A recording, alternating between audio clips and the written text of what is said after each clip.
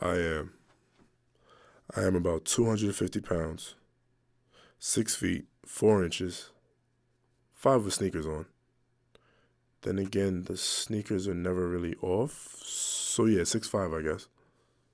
I'm going to start saying that. It sounds much better. I am an athlete. I am an intellectual. I am an analyst. I am an observant member of society. I am an observed member of society. I am an overanalyzed member of society. I am of the most scrutinized members of American society. I am of the most feared members of American society.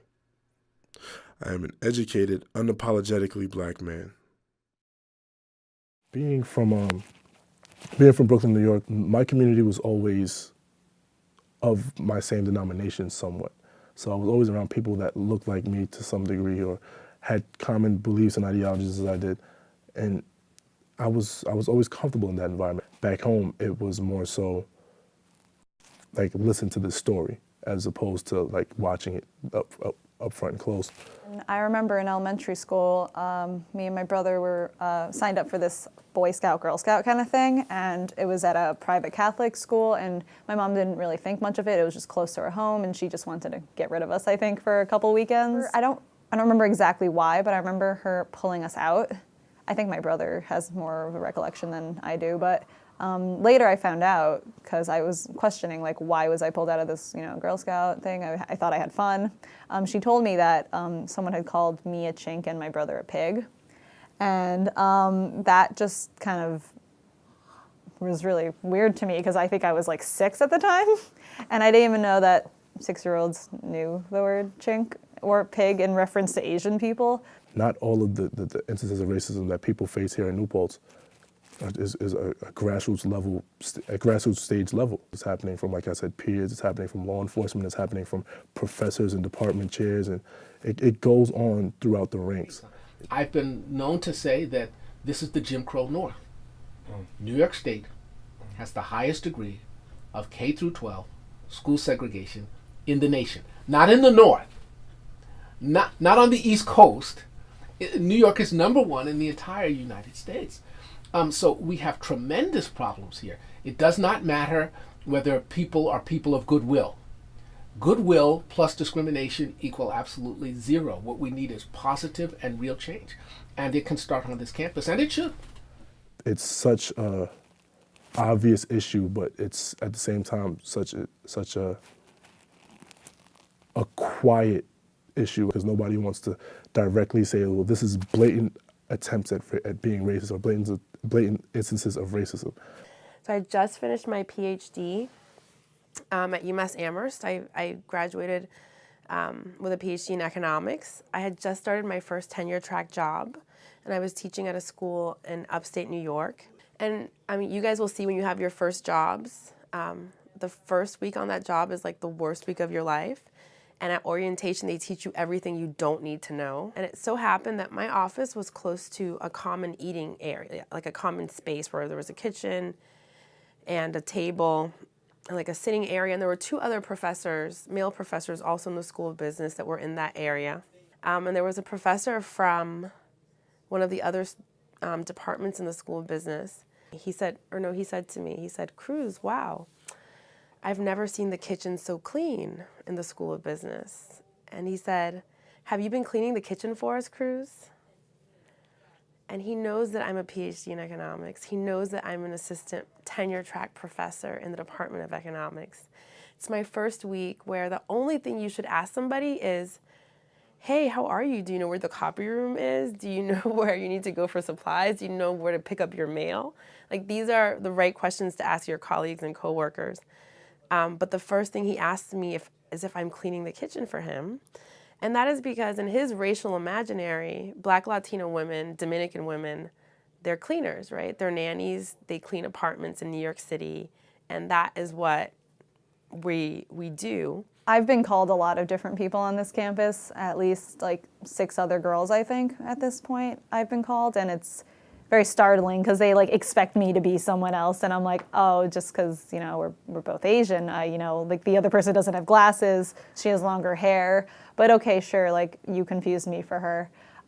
That I get a lot on this campus, and it's very weird for me, I think. I remember one time I was talking about not knowing what to be for Halloween, and someone was like, oh, you could be Mulan, and I was like, I spent a lot of years being Mulan as a kid, so I don't really want to be Mulan right now. And it's just a lot of like little things where people think they're trying to help me, but I don't need help. If you're on the receiving end of those aggressions, they're not micro. Okay. They are major. When you face threats to your sense of self, to your job, to your education, those are not microaggressions. They are life-threatening. That's life-threatening discrimination. And that black people have to deal with this on a daily and weekly basis that whites never have to face is why we have explosive situations, racial situations. They happen in this country. They happen on this campus. What I find really effective is to ask people why they're acting in a certain way, or why they have that behavior or that thought. So kind of put it back on the other person so they can think a little bit more critically about what they're saying or doing. But it is really challenging in those kinds of moments because experiencing racism or discrimination is humiliating and dehumanizing and demoralizing. So how do you get your wits about you when you're feeling all of these things? So I think it is really, these are highly emotional moments where you have to try to be as rational as possible. I worked with sergeants who bragged to me about how they used to abuse the Freedom Riders as they were coming to Washington, D.C. It was very, very difficult for an educated, young black officer to deal with and understand why these problems had happened because of the explosive environments in the urban ghettos and the problems of white police officers who knew nothing about the communities they were policing. The Law Enforcement Assistance Administration was created to help educate police officers and teach them something not only about policing, but about communities and diversity, which was new at that time.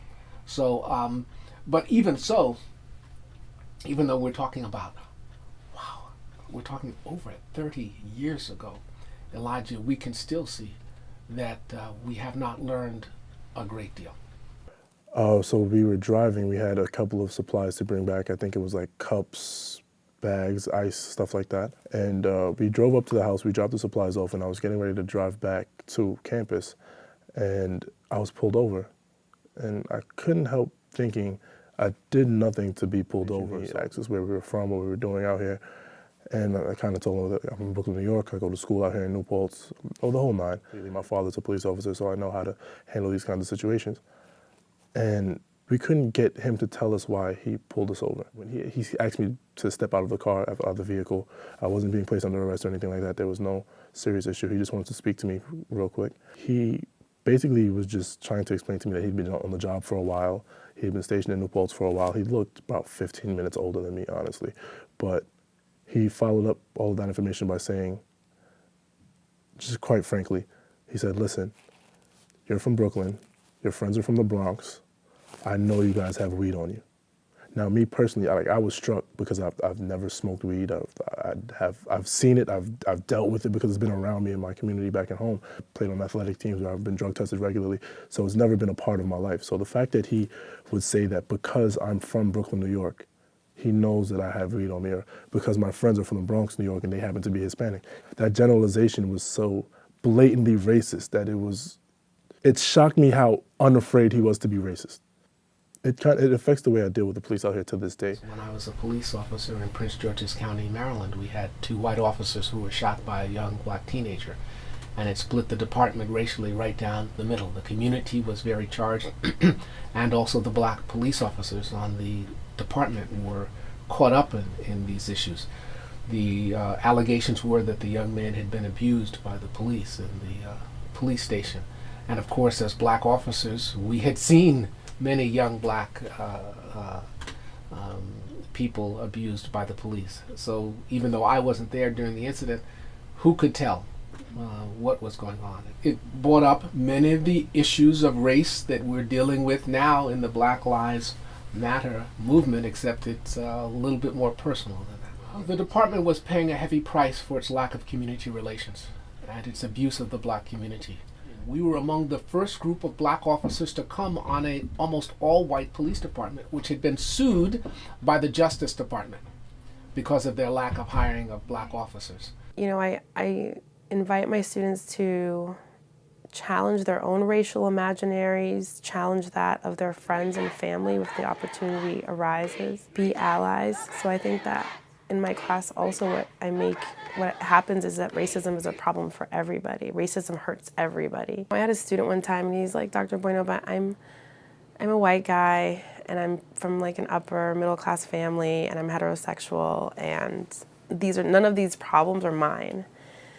And I said, yeah, but you're a human being, right? And he's like, yeah. And I said, well, these are also other human beings. And so there's shared humanity, right? That's why all people should be upset and interested and care about, right, injustice or oppression anywhere. So the impact of the students on this campus is very important. Racial awareness is very important. When you face these things, you should confront the people who state them, and it should be reported. The officials on this campus, we have a new vice president who's interim here, who's very keen to these. He's a black man, he's from the South, and he's ready and willing to listen. And we should make sure that he hears a lot about what goes on this campus of a racial nature.